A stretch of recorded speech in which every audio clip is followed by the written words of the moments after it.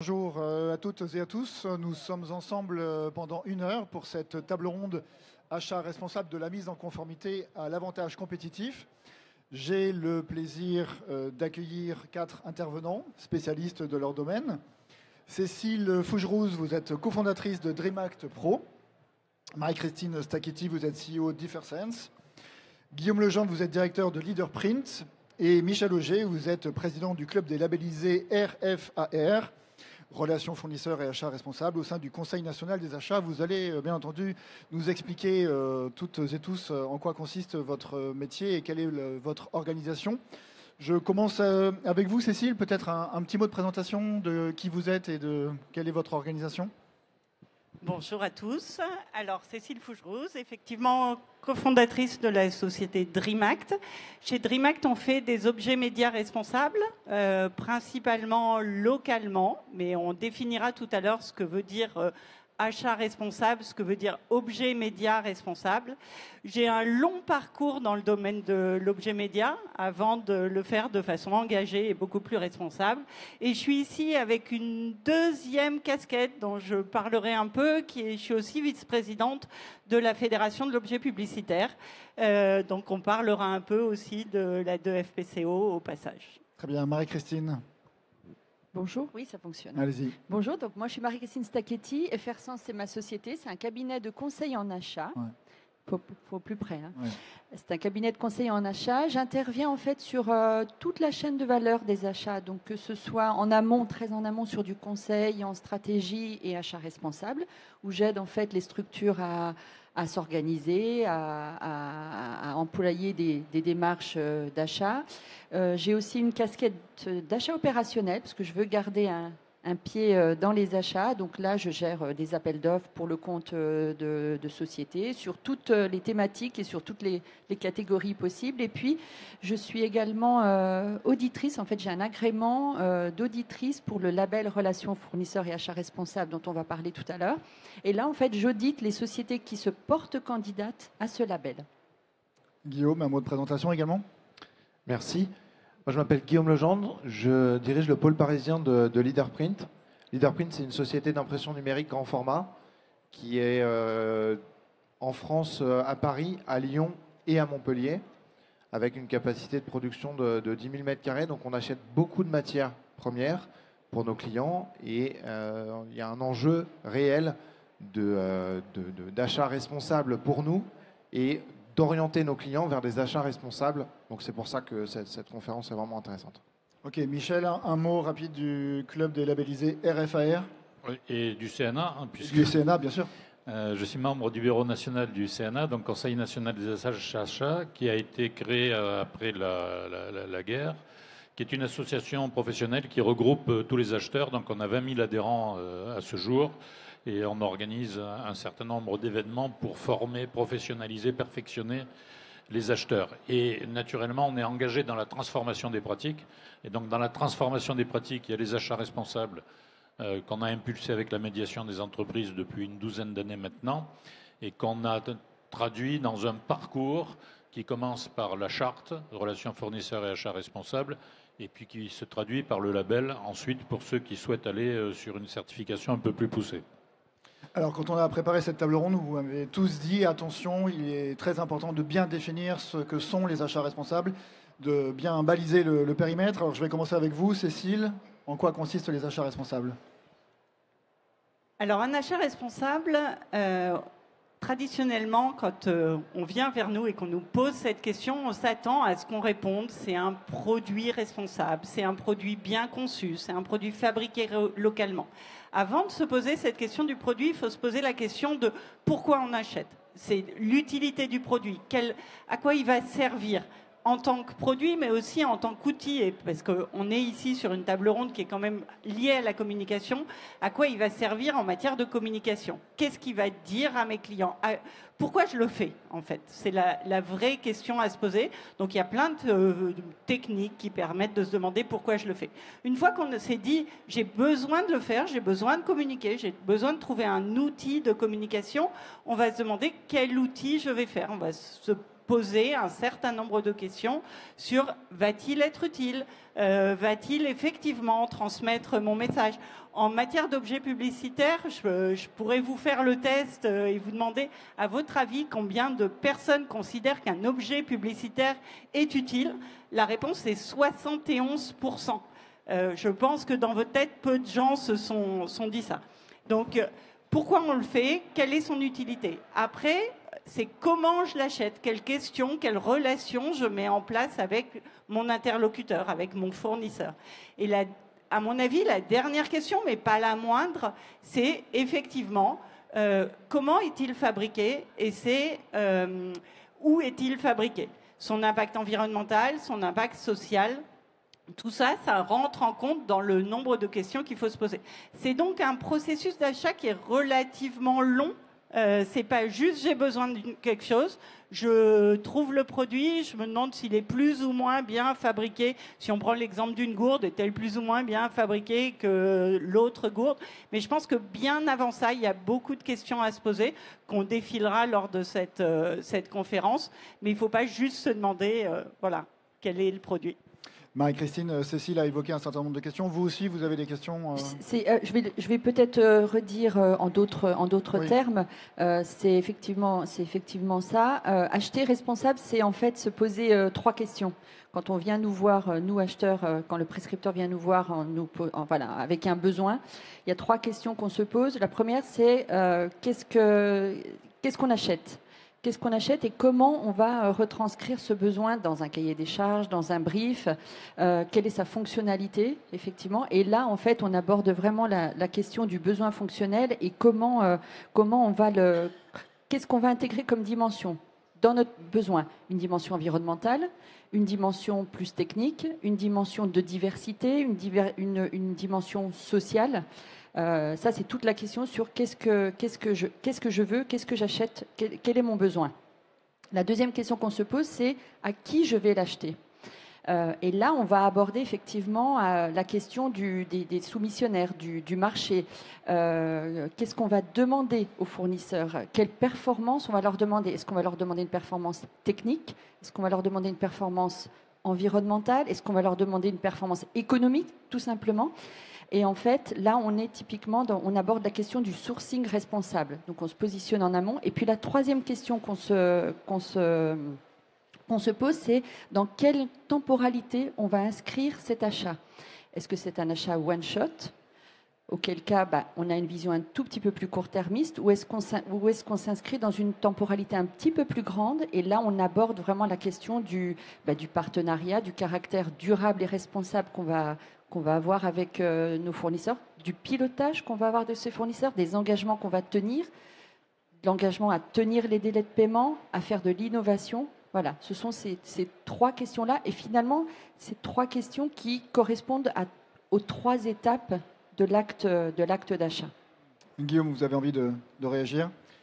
Oui, la manière dont on perçoit l'achat responsable, c'est aussi la manière dont on va véhiculer le message avec un achat qu'on fait.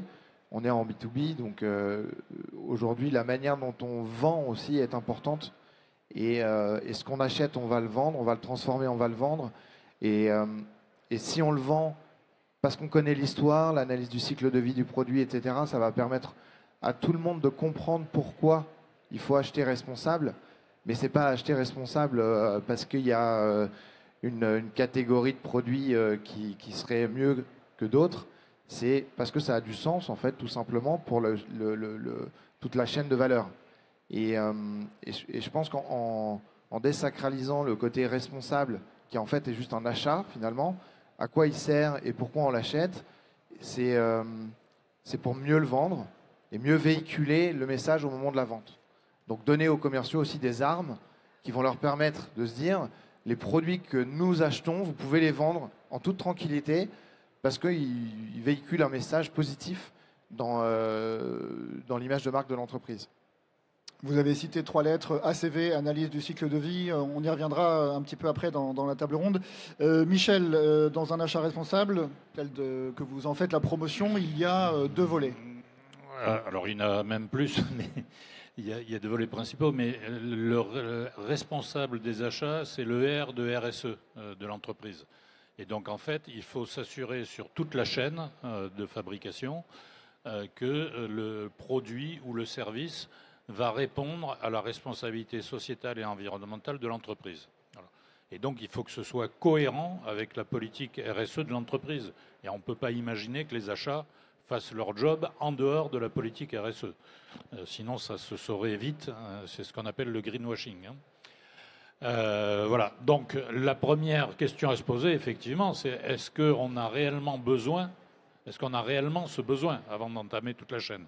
Donc, il y a un gros travail avec les clients internes, d'abord, et puis après, il y a un dialogue avec les fournisseurs à faire. Et je ne vais pas répéter ce que mes trois collègues ont dit, qui était très bien dit et qui résume un peu, fait un focus sur toutes les facettes à respecter. Est-ce qu'on peut quand même revenir sur les deux volets que vous m'aviez mentionnés? Donc, il y avait alors les deux volets, je pense que c'était... la relation de confiance. C'était par rapport à la démarche qu'on a fait sur la charte et le label. Oui. Et donc, effectivement, là, on a un volet relation fournisseur qui permet de travailler sur cette relation, y compris et surtout en amont des produits, pour définir le besoin. Et le fournisseur, on n'est pas à l'abri que le fournisseur ait une bonne idée. Parce que souvent, en interne, on a tendance à vouloir reproduire ce qui existe, ce qui a bien marché dans le passé. Or, l'environnement a évolué. Voilà. Et donc, le fournisseur connaît son marché, connaît son produit, connaît ses services, et il est capable de faire des propositions innovantes qui vont correspondre mieux aux besoins du client. Il faut pouvoir le laisser parler. Voilà. Et puis, ça permet de rentrer aussi dans la chaîne de fabrication. En général, quand on parle de RSE avec un fournisseur, c'est un sujet où tout le monde est devenu intarissable, et ça permet de dédramatiser la relation et la confrontation acheteur-vendeur, qui se focalisait beaucoup sur le prix. Alors le prix, on ne l'oublie pas, c'est une partie importante de l'acte d'achat, mais il n'y a plus que ça. Voilà. Et le deuxième volet, c'est les process achats. Donc ça intéresse plus les acheteurs professionnels ou les structures achats, de façon à structurer leurs achats, leurs process, et à rentrer dans cette responsabilité sociétale et environnementale. Et donc là aussi, on a plusieurs critères qui viennent de l'analyse de la supply chain, l'analyse du produit, le coût du cycle de vie dont on a parlé, la façon dont est conçu le produit.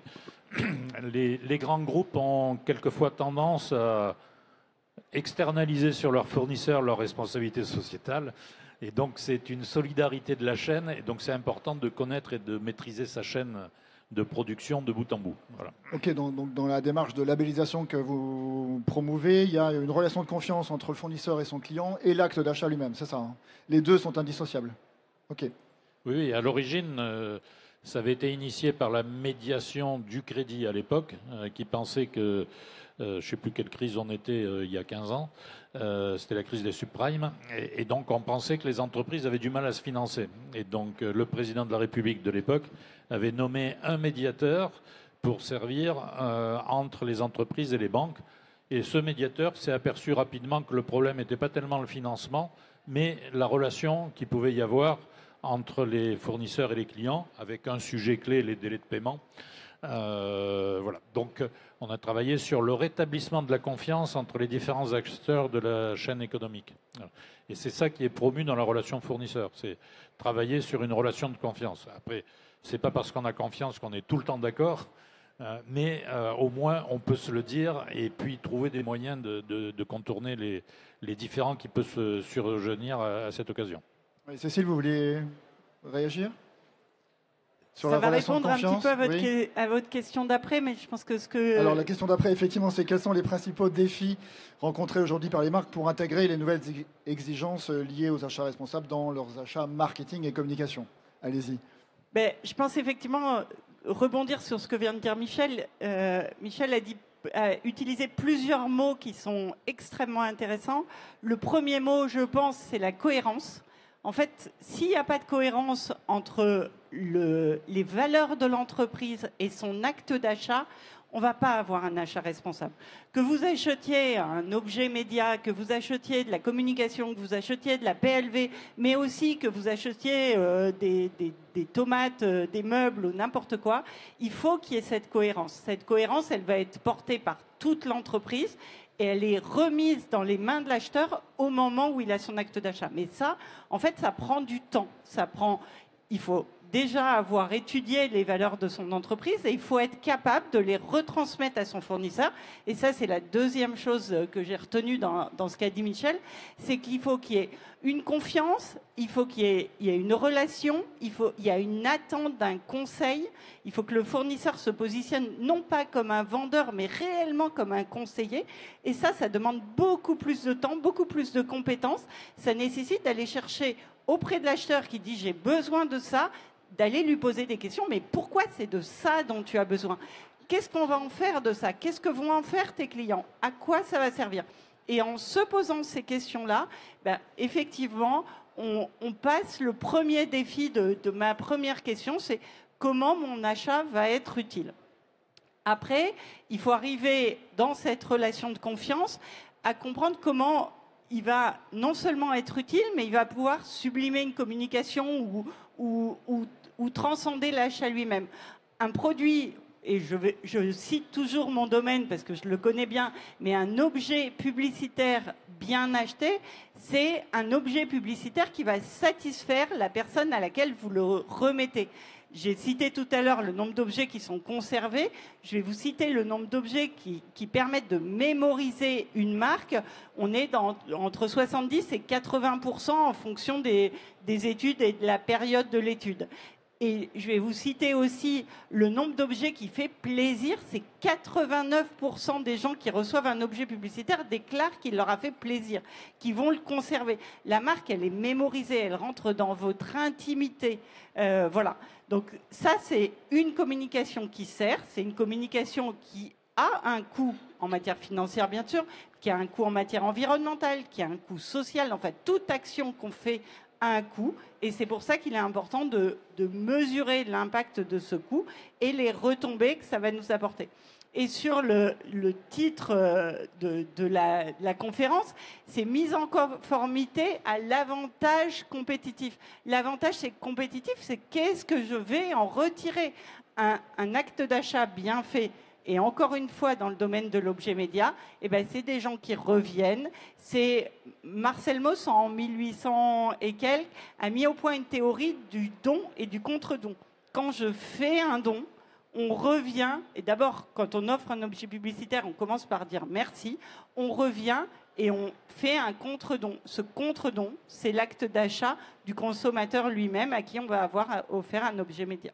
Et ça ne marche que s'il est bien choisi. Oui. Guillaume, vous vouliez réagir? Oui, la démarche que tu exposes, c'est vraiment cet acte de vente, pour pas parler d'acte d'achat. C'est comment on va former les vendeurs à apporter du conseil et de la valeur plutôt que de la négo de prix. Et donc, cette démarche-là, elle est dans la présentation de l'avantage compétitif. C'est ce qu'on a évoqué à plusieurs reprises. C'est de se dire, oui, j'ai un chef de projet en face qui me dit j'ai besoin de bâches pour équiper une exposition. Okay. Est-ce que le conseil qu'on peut lui donner, c'est au lieu de consommer de la bâche avec PVC, on peut prendre de la bâche sans PVC ou du tissu et transformer en fait sa demande en un acte d'achat responsable. Donc ça, c'est vraiment l'enjeu du vendeur aujourd'hui. Et je pense que ça, c'est un avantage compétitif que nous, on met en avant parce que c'est vraiment primordial et dans notre ADN avec nos fournisseurs d'aller sourcer les matières correctement, etc. Mais je pense que par rapport au thème qu'on a aujourd'hui, c'est vraiment dans cette démarche de vente qu'on va transformer l'achat en un achat responsable. Et là, on pourra avoir en face de nous des gens qui ont des labels, mais au moins, on sait vraiment à quoi s'en tenir. Marie-Christine, oui. J'aime bien, j'ai envie de reprendre, alors c'est peut-être un peu hors sujet par rapport à ce qu'on s'était dit, mais j'ai envie de reprendre l'exemple, et c'est quand même un peu le contexte, l'exemple alors on appelait ça le goodies, le support... L'objet média, l'objet de publicité. Je trouve que c'est un très bon exemple. Des goodies, on en a acheté. Alors, si je vous dis il y a 30 ans, j'ai acheté des goodies, vous allez deviner mon âge, mais j'achetais des goodies. Et je trouve que l'objet média il a pris cher un peu dans cette quête du responsable et on cherche des coupables, etc.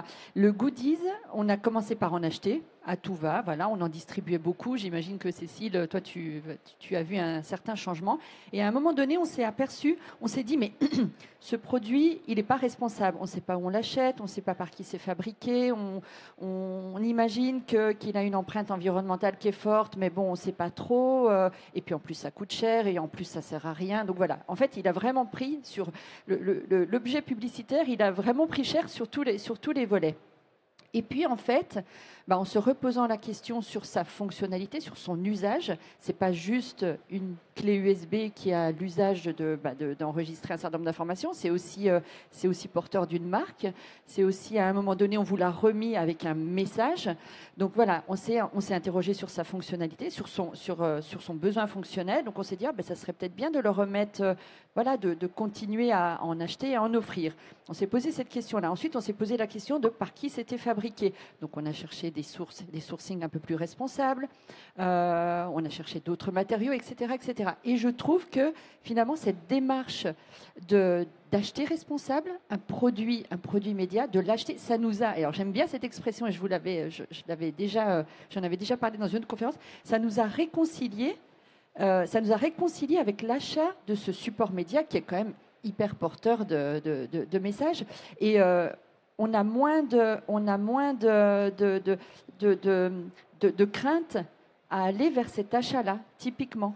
On est passé d'une étape où on en achetait sans se poser de questions, parce qu'évidemment, il n'y avait pas d'obligation, on n'avait pas cette prise de conscience, à aujourd'hui un achat responsable, et entre les deux, à un non-achat. Alors, c'est bien de dire l'achat responsable, c'est celui qu'on ne fait pas. Certes, c'est vrai aussi, sauf que pendant X années, on s'est passé de ce support de communication qui est quand même assez intéressant. Oui, Cécile, vous vouliez réagir? Oui. J'ai peut-être aidé Marie-Christine avec 2 chiffres. L'objet publicitaire ou l'objet média, comme elle le dit, a pris très cher ces derniers temps. Les produits jetés par la caravane du Tour de France qui ne servent à rien, des petits produits en plastique importés, voilà. C'était ça le goodies.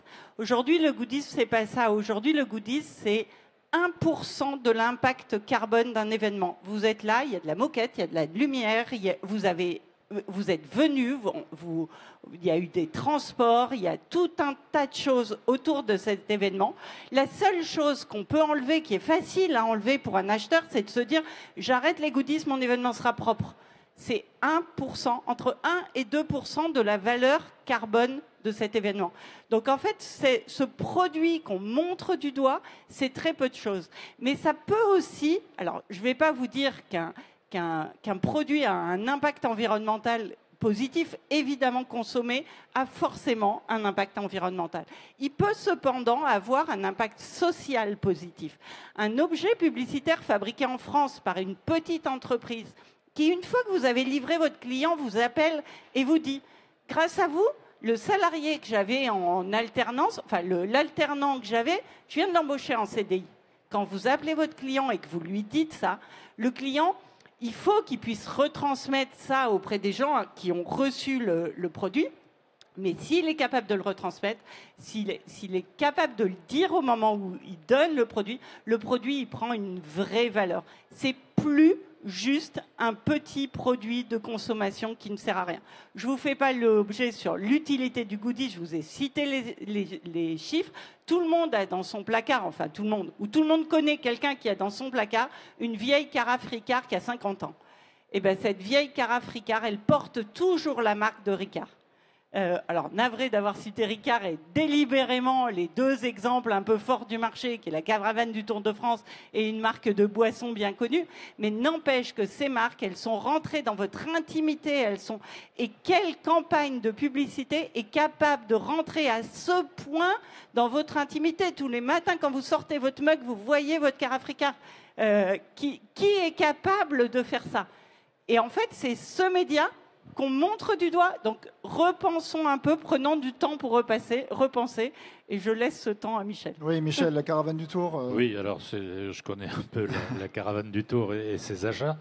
Et donc, je pense que c'est tout à fait illustratif de la démarche, puisque au moment où on a dit qu'il faut acheter responsable, Dans la caravane du Tour, ça a mis un peu de temps à réagir. Voilà. Et on a continué comme avant parce que c'était simple. Et donc on achetait, et les marques qui contribuaient achetaient en vrac. Et puis on arrosait tous les spectateurs qui étaient sur l'itinéraire généreusement de tous objets divers et variés. Et puis il y a eu un gros événement qui s'est appelé le Covid et qui a obligé tout le monde à se remettre autour de la table pour voir comment on fait. Parce que il y a quand même au moins une édition du Tour de France, peut-être 2, qui s'est fait à guichet fermé. Sur des routes, c'est quand même extraordinaire. La caravane a été revue, ses dimensions. Et puis, il y a eu surtout le blocage des approvisionnements depuis la Chine. Et il y avait quand même énormément de goodies qui étaient fabriqués en Chine. Donc, comment on fait quand le principal fournisseur, il ne fait pas là, voilà. Et donc, je pense que c'est sous ces contraintes-là, on est revenu à des choses un peu plus vertueuses.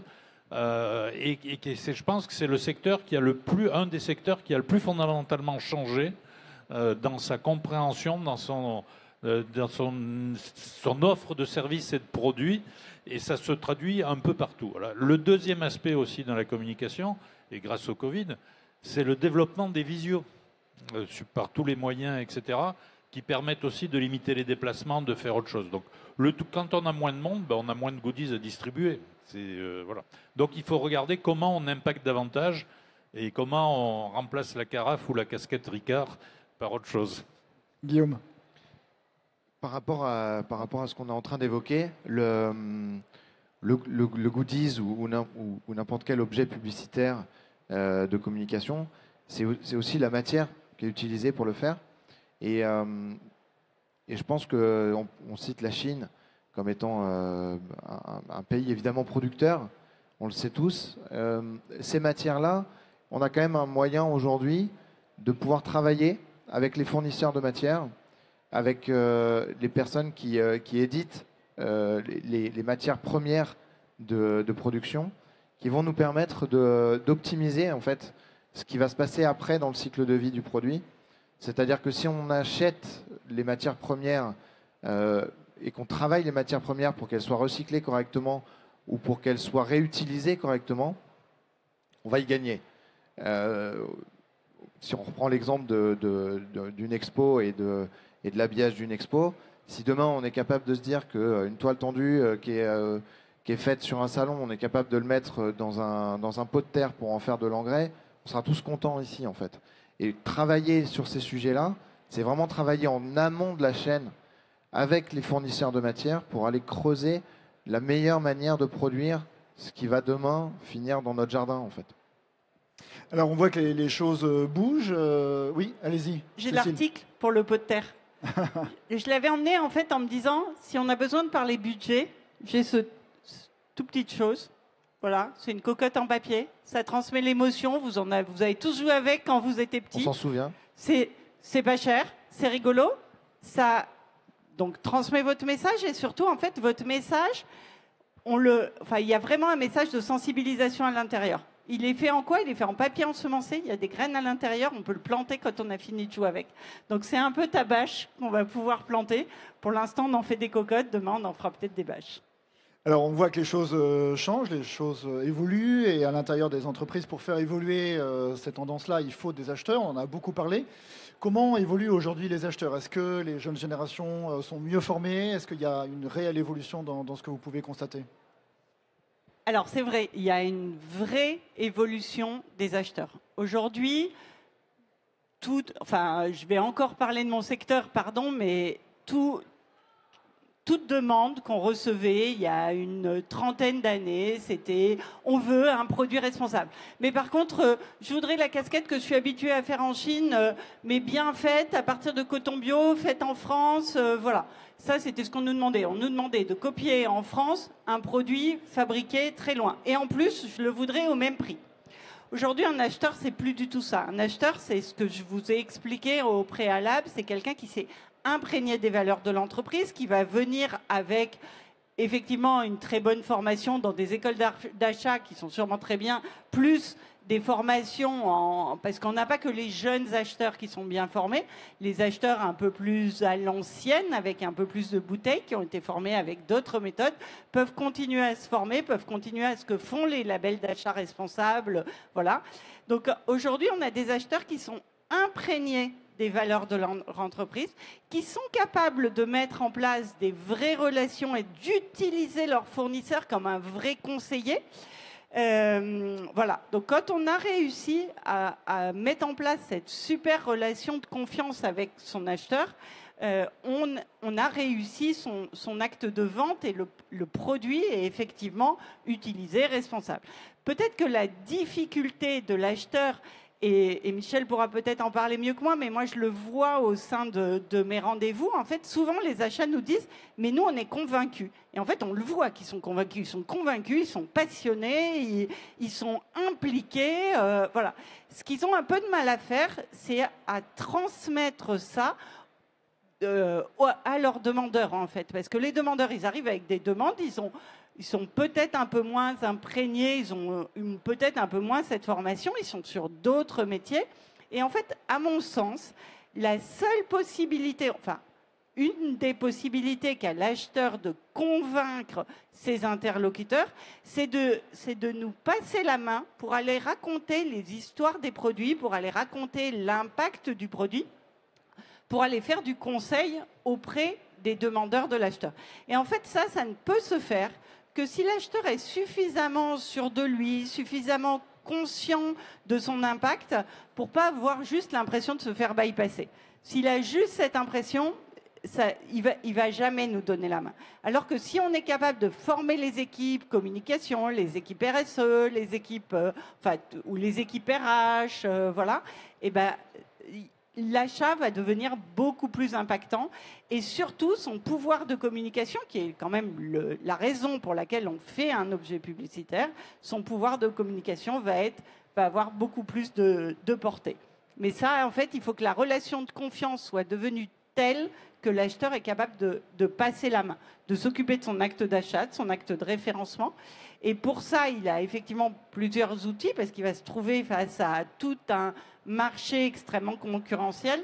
Et là, il va pouvoir se tourner potentiellement vers les fédérations qui vont pouvoir lui conseiller différents personnes qui ont signé des chartes, voilà, et du coup, qui ont aussi formé leurs adhérents, parce que la Fédération de l'objet publicitaire fait de la formation, fait de l'accompagnement et forme tous ses adhérents aux politiques responsables.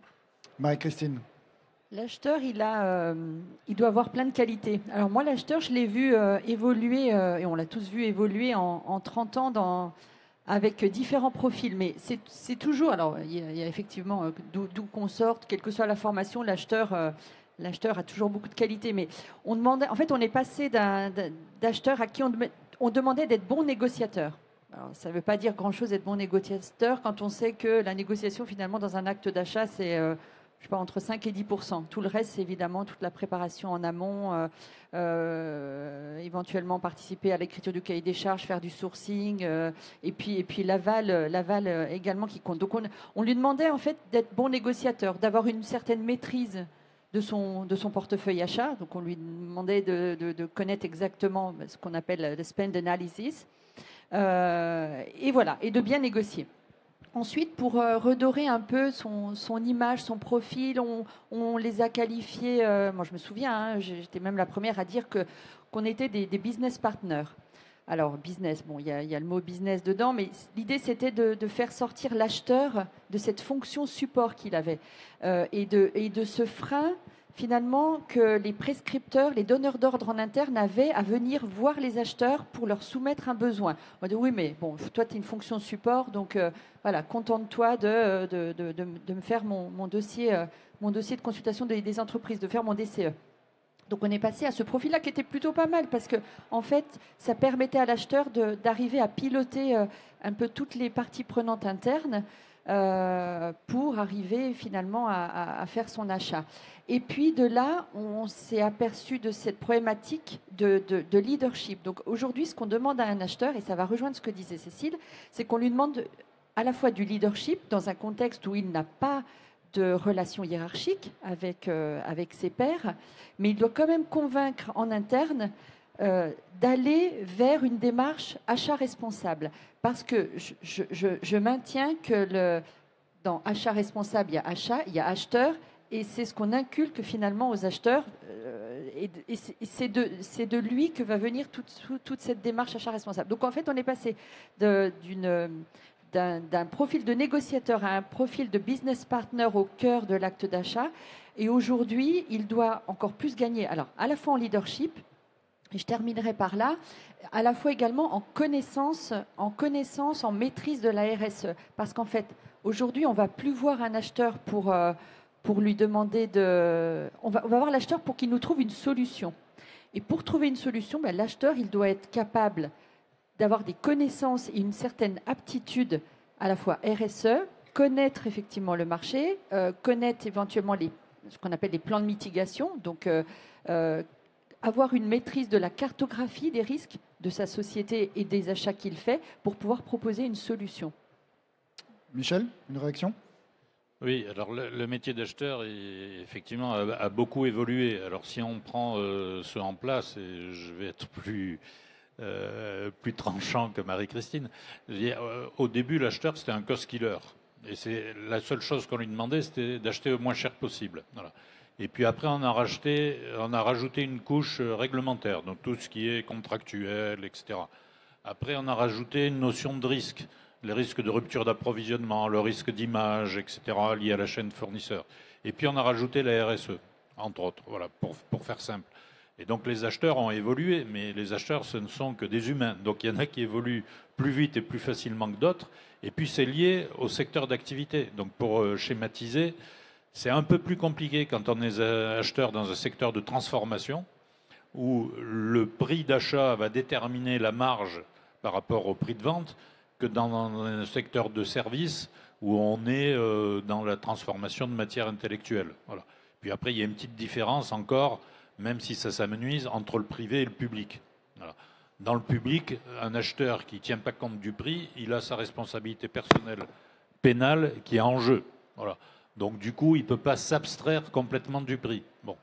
Alors que, et on revient sur le titre de la séance, c'est l'avantage compétitif, c'est par rapport à toutes les caractéristiques de responsabilité sociétale d'un produit, personne ne peut arriver à être parfait sur tous les angles et en plus à proposer un prix abordable. Et donc le métier de l'acheteur, c'est de trouver le meilleur compromis dans tout ça pour que ça s'intègre dans la stratégie RSE de l'entreprise. Et il ne va pas avoir forcément la même politique en fonction de la catégorie du produit qu'il va acheter. Voilà.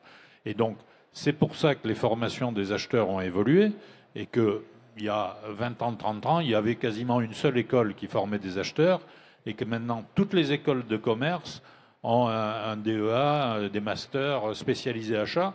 Et c'est bien parce que, du coup, ces écoles de commerce, elles produisent à la fois des vendeurs et des acheteurs. Et en fait, c'est le côté de la même pièce. À un moment, on se trouve en position d'acheteur, à un moment en position de vendeur. Et l'acheteur, il peut lui aussi être vendeur en interne, s'il est convaincu que son fournisseur lui propose un produit qui est mieux disant dans une catégorie quelconque, que ce soit dans la partie RSE ou y compris dans la partie tarif. Guillaume. Moi, je rencontre des acheteurs de tout type. Et ce qui me frappe, c'est, on a parlé tout à l'heure des valeurs de l'entreprise. Et en fait, je pense que les achats, ils descendent, comme on l'a évoqué tout à l'heure, des valeurs de l'entreprise. Un acheteur qui est pour lequel la sensibilisation sur le RSE n'est pas un sujet, ça descend de la DG. Si la direction générale n'a aucune politique de RSE ou une politique environnementale, il n'y aura pas d'achat responsable en fait. C'est clair. Ce sera que le prix, et donc ce sera une négo de prix. On aura beau avoir des vendeurs qui apportent de la valeur autour de ça, on retournera autour du prix. Heureusement, par chance, c'est en train d'évoluer. Les directions générales ont pris ce sujet à bras-le-corps et ça devient un sujet stratégique de financement. Donc si on n'a pas des critères qui correspondent à ce qu'on veut demain avoir comme critères de financement, même si en ce moment c'est un petit peu rechallengé au niveau de l'Europe, ça reste néanmoins, je pense, quelque chose sur la durée qui va être valable. Mais donc si on n'a pas de critères RSE dans son bilan, on aura des sujets de financement plus tard. Donc ils vont forcer les acheteurs à avoir ces démarches d'achat responsables pour aller récupérer des statistiques sur ce qu'on fait. Et c'est plus sur 3 critères qu'on veut analyser une campagne de médias ou de communication, ça va aller beaucoup plus loin. Nous, on pousse nos analyses de cycle de vie jusqu'à 18 critères. Donc, on donne aux acheteurs de quoi aller vendre en interne les achats qu'ils font sur 18 critères d'analyse. Donc, c'est vraiment important. Et cette démarche-là, elle est fondamentale dans la formation aussi de l'acheteur, de la part du vendeur vers l'acheteur sur sa formation sur l'achat. Je vais rebondir sur ce que vous venez de dire, Guillaume. On va passer après aux questions du public. L'ACV, l'analyse du cycle de vie, c'est un vrai critère déterminant, différenciant? Alors, pour nous, c'est un avantage compétitif de se dire qu'on est capable de produire une analyse sur la campagne. Et par rapport au thème du jour, c'est sûr que quand on fournit le choix sur différentes matières, de manière explicite, sur un document qui est remis à l'acheteur, qui va pouvoir retourner voir le chef de projet en lui disant bah, écoute, j'ai vu Leaderprint, voilà les éléments de comparaison entre la bâche, le tissu et une autre matière sans PVC. On va pouvoir comparer ces éléments-là sur ces critères qui sont résumés avec des mises en avant concrètes de ce que ça va produire sur l'électricité, sur l'aménagement du salon, d'un stand, etc. Voilà, donc là-dessus, on a un workshop tout à l'heure sur ce thème. Oui, j'abonde totalement. La décomposition du cycle du coût de vie, déjà, elle a un effet sur de quoi est composé et tous les impacts que ça peut avoir sur l'environnement. Donc ça peut être important dans la politique du client. Et puis le deuxième aspect, c'est le coût total du cycle de vie et donc de possession pour le client final. Donc le client final va peut-être être prêt à payer plus cher à l'acquisition si dans la durée, dans l'entretien, ça lui coûte moins cher. Et donc c'est ça que l'acheteur regarde aussi dans le coût de fabrication, c'est la durée de vie du produit et le coût d'entretien qu'il va y avoir. Voilà. Et on a beaucoup travaillé là-dessus sur des équipements complètement divers. Hein. Marie-Christine ? C'est complètement la technique, parce qu'on en parle comme ça facilement, on parle de TCO, on parle d'ACV, etc. C'est pas toujours évident. D'abord, c'est pas toujours évident. C'est une certaine technicité que l'on doit avoir, qui n'est pas à la portée de tout le monde, qui n'est pas à la portée de tout le monde non plus, parce qu'elle n'est pas... C'est facile de dire, est-ce que tu as considéré ton coût en total cost of ownership? Ok, mais les catégories ne s'y prêtent pas toujours. Moi, j'audite pas mal de sociétés, des grandes, des petites, des très avancées, des moins matures. Même chez les plus matures, lorsque je leur demande de me montrer des exemples complets de TCO, au mieux, on va me montrer deux exemples, et encore pas complet, pas forcément complet, parce que le TCO, ça remonte très très loin et ça va très très très très loin également, et pareil pour la CV. Donc voilà, et c'est là où je pense l'acheteur, alors quand on parle d'acheteur, on parle aussi de fonction achat, où la fonction achat, elle a probablement son épingle du jeu à tirer en maîtrisant cette technique et en arrivant justement à convaincre les prescripteurs que dans un marché très concurrentiel, ce qui peut faire aussi la différence, ça va être par exemple le chiffrage de ce qu'on appelle de toutes les externalités de votre produit ou de votre prestation. Cécile. Alors, l'analyse du cycle de vie, ça me semble indispensable dans la comparaison de deux produits. À la Fédération, on utilise, et chez DreamHack de la même façon, on utilise en plus d'autres critères de comparaison.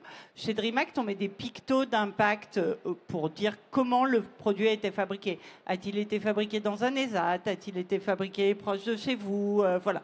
C'est une autre façon de montrer ça. Ça ne remplace pas, c'est juste complémentaire. Et à la Fédération, on a mis en place un éco-score qui permet de mesurer, je vous la fais simple, imaginez Yuka. C'est le Yuka de l'objet publicitaire, en fait. Ça permet de prendre en compte des critères beaucoup plus larges et beaucoup plus généraux, en fait, que l'analyse du cycle de vie. Encore une fois, l'analyse du cycle de vie est, à mon sens, indispensable pour comparer deux produits. Son impact global, général, en mettant en place aussi un impact d'utilité, un impact de fonction, etc., ça se mesure aussi avec des outils complémentaires. Et sur le cycle de vie, je pense aussi, et là encore, pardon, je reviens juste à l'objet publicitaire, on a du mal, puisqu'on le donne à des particuliers, l'objet publicitaire au final, on a du mal à mesurer ce qu'on va en faire, combien de fois il va être utilisé, combien de fois il va rester.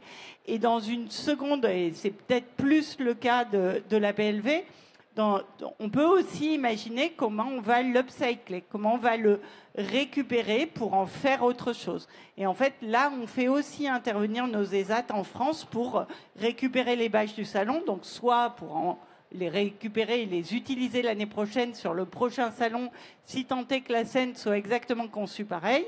Et si on n'y arrive pas, si elles sont toutes déchirées, on va les prendre, on va les envoyer en ESAT et on va en faire d'autres objets, on va les upcycler. Et ces objets-là, certes, ils vont être beaucoup plus chers que tout autre objet fabriqué à partir de matières neuves. Parce que ce n'est pas parce qu'on fournit la matière, ce qu'il y a de plus cher en France, c'est la matière première humaine. C'est le temps qu'on va avoir mis à fabriquer le produit. Donc en fait, ces produits-là, ils vont être beaucoup plus chers. Par contre, ils vont réellement raconter une histoire et ils vont réellement avoir un impact de communication beaucoup plus important, ce qui est le métier premier d'un objet publicitaire. Oui, Guillaume. L'upcycling, c'est clair que c'est une des démarches renouvelables qui permet de donner une seconde vie à une matière qu'on aura utilisée. L'exemple de la bâche est bon. Mais le problème de l'upcycling, c'est que si c'est de la bâche, ça reste une matière première qui va mettre 1000 ans à se dégrader, en fait. Qui va mourir par enfouissement pendant 1000 ans. Donc on peut en faire des trousses pour les enfants à l'école, de toutes les bâches des JO, par exemple. C'est quelque chose qui est fait. C'est très bien parce que ça donne une seconde vie, mais ça reste de la bâche. Donc c'est une catastrophe pour la planète. Donc c'est là où le sourcing des matières est important en amont, je reviens sur ça. Et après, d'autres matières donc, on peut utiliser différemment. Donc l'upcycling est un élément de recyclage. Demain, ça va être le chauffage, la production, l'industrie. Donc en fait, on peut tout à fait... Il y a 4 éléments qui sont clés dans cette démarche-là. On pourra le détailler. Je ne sais pas si c'est vraiment l'objet là, mais non. En tout cas, c'est intéressant. Alors, est-ce qu'il y a une question dans le public? Oui, j'arrive.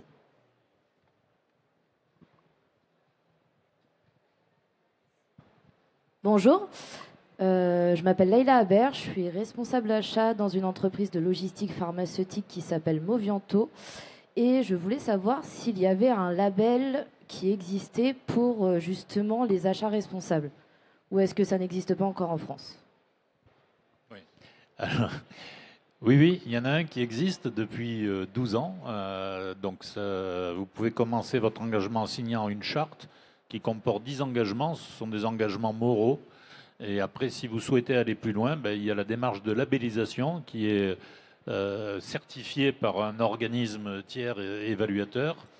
Et ce label est décerné pour une période de 3 ans avec une révision annuelle. Voilà. Tu veux donner le nom de la charte? C'est la charte Relations fournisseurs et achats responsables.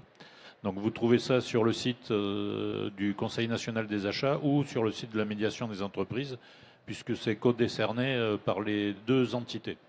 Voilà. Moi, j'aime beaucoup ce label. Voilà. Oui, et le label, juste pour compléter. Donc ce label est adossé sur une norme internationale, qui est la norme ISO 20400. En fait, c'est la déclinaison de la norme ISO 26000 qui est sur la RSE, et c'est vraiment spécifique aux achats.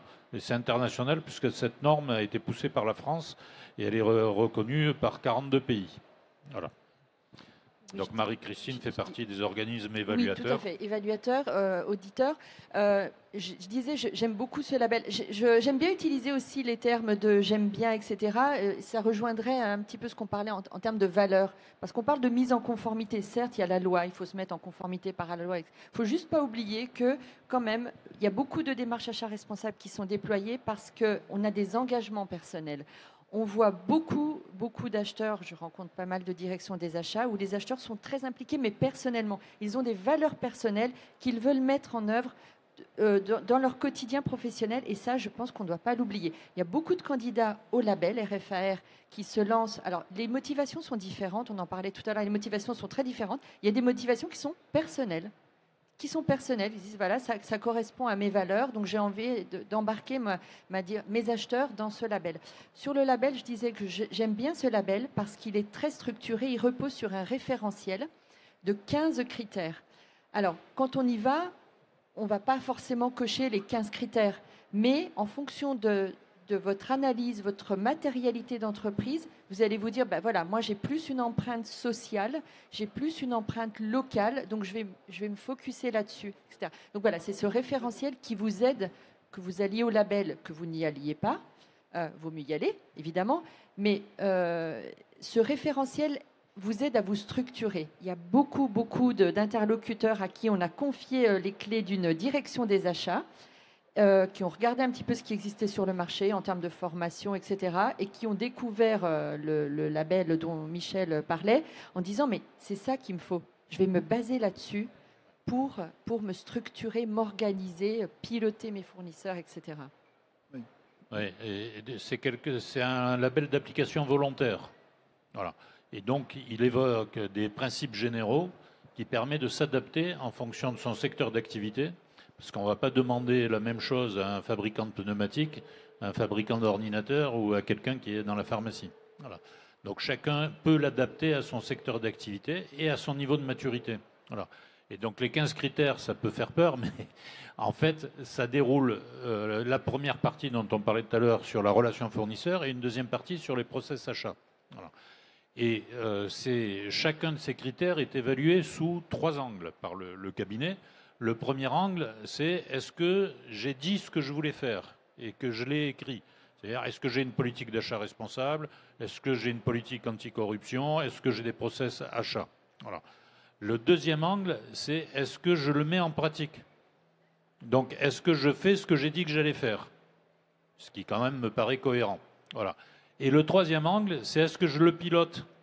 C'est-à-dire, est-ce que j'en mesure les résultats? Si je suis meilleur que ce que j'avais prévu, comment je continue à m'améliorer? Et si je suis en dessous de ce que j'avais prévu, comment je continue à m'améliorer? Voilà. Et donc l'autre élément, c'est un plan d'action qui est sur la durée du label, en disant quelles sont mes priorités et comment je m'améliore sur chacune des priorités. Voilà. Et donc quand on rentre là-dedans, on rentre dans une démarche de progrès continu. Et en général, c'est quelque chose d'autoporteur, parce que les équipes achats s'en saisissent, c'est quelque chose qui est complètement transversal à toute l'entreprise, parce que derrière, ça associe les risques, ça associe les finances, ça associe la comptabilité, et ça implique les fournisseurs. Alors, il y a une question... Oui, j'ai une question, moi, peut-être pour Marie-Christine, au regard de son expérience à la direction achat. On est sur un salon du marketing, point de vente, certes, mais du marketing.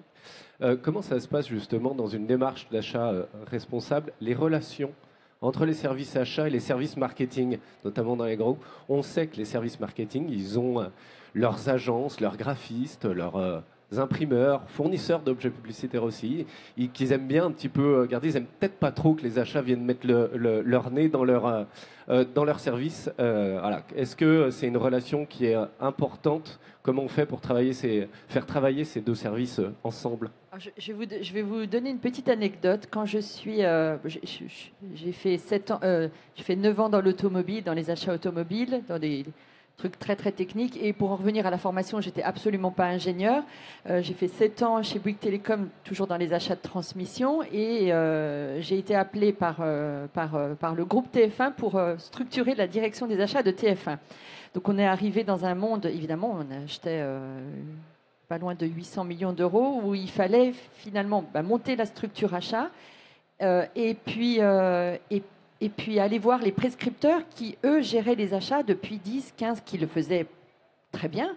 Voilà. Et en fait, moi, j'avais un gros périmètre qui était tout ce qui était hors production.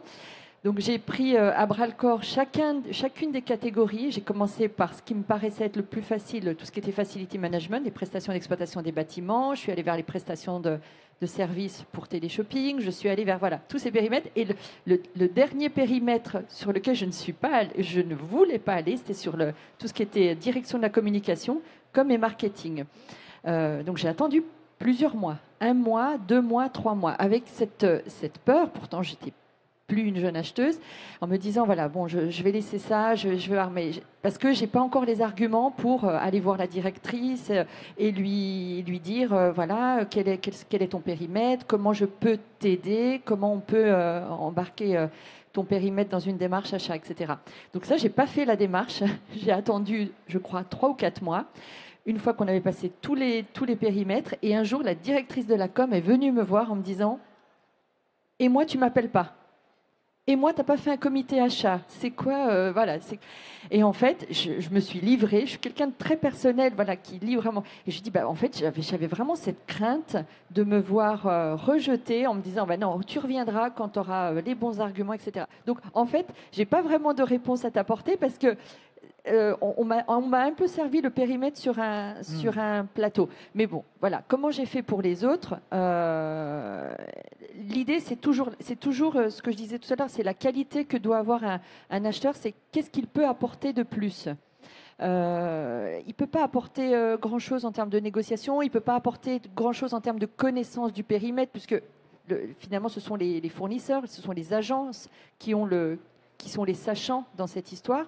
Donc en fait, qu'est-ce qu'il peut apporter de plus ? Et pour ma part, moi, c'est vraiment la RSE. Alors à l'époque, on appelait ça développement durable, qui m'a permis finalement de rentrer dans les périmètres. On va faire réagir, oui, Guillaume. Guillaume, allez-y. N'en déplaise aux acheteurs, les personnes en charge du market ont parfois plus de connaissances sur ces techniques, labels ou critères qui vont pouvoir leur faciliter la vie au quotidien, puisque la sensibilité RSE n'est pas une sensibilité réservée à la fonction achat dans l'entreprise.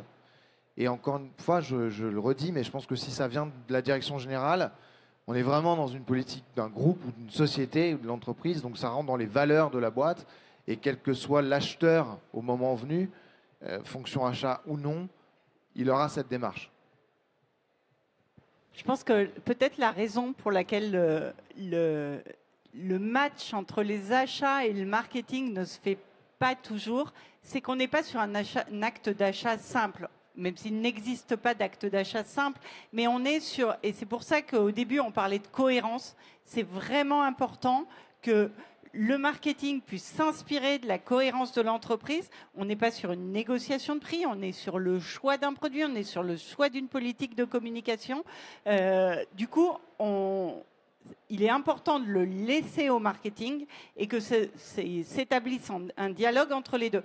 Si le dialogue vient de la part des achats, le marketing va le prendre comme une entrée un peu forte en disant il n'y a pas que le prix, il y a aussi l'impact. Et l'impact, moi, c'est mon métier de le mesurer. Voilà. Toi, acheteur, tu ne sais pas mesurer cet impact. En réalité, c'est pas vrai. L'acheteur sait le mesurer. L'acheteur, il a une politique beaucoup plus globale que juste un négociateur de prix.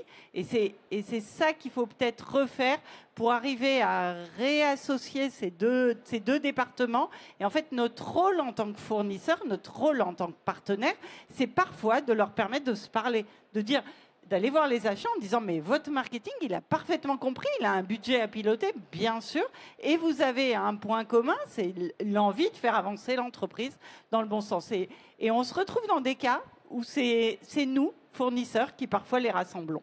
Allez Michel, le mot de conclusion. Conclusion, oui, alors il n'y a pas de réponse simple parce que tout dépend des organisations internes des entreprises. Voilà. Et donc, c'est toujours plus difficile d'acheter une prestation intellectuelle qu'un produit. Le produit, il répond à des critères ou il n'y répond pas. La prestation intellectuelle, il y a aussi une dimension personnelle.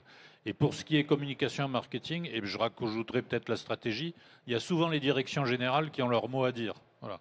Donc, il faut qu'il y ait vraiment un dialogue entre l'acheteur et le spécialiste du marketing ou de la communication pour que l'acheteur démontre sa valeur ajoutée, et notamment sur la connaissance du marché qui va venir challenger les fournisseurs habituels. Voilà. Et après, il y a tout un tas d'outils. C'est des niveaux de délégation. Souvent, les services ont un niveau de délégation dans lequel ils peuvent acheter tout seuls. Ensuite, au-delà de ce montant, ils sont obligés de faire au minimum une mise en concurrence. Et au-delà d'un troisième montant, ils sont obligés de faire un appel d'offres. Voilà. Et les achats, dans le groupe que j'ai connu, ils sont chargés de veiller à cette police-là. pour éviter que les dirigeants se fassent accuser de délit de favoritisme. Et donc, quand on parle de ça, en général, on a l'oreille de la direction générale et on peut prouver qu'on a une valeur ajoutée en tant qu'acheteur. Très bien, merci.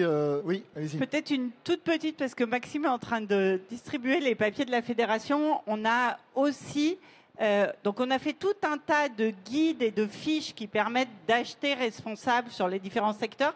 Et on a aussi le guide des marchés publics qui est lié à notre secteur d'activité. Mais c'est tout un tas de documents qui sont à destination de l'annonceur et qui vous permettent de vous poser les bonnes questions. Merci, merci pour ce rappel, Merci. Guillaume. Oui, merci, on peut vous applaudir. Merci à vous quatre. Merci Merci. beaucoup.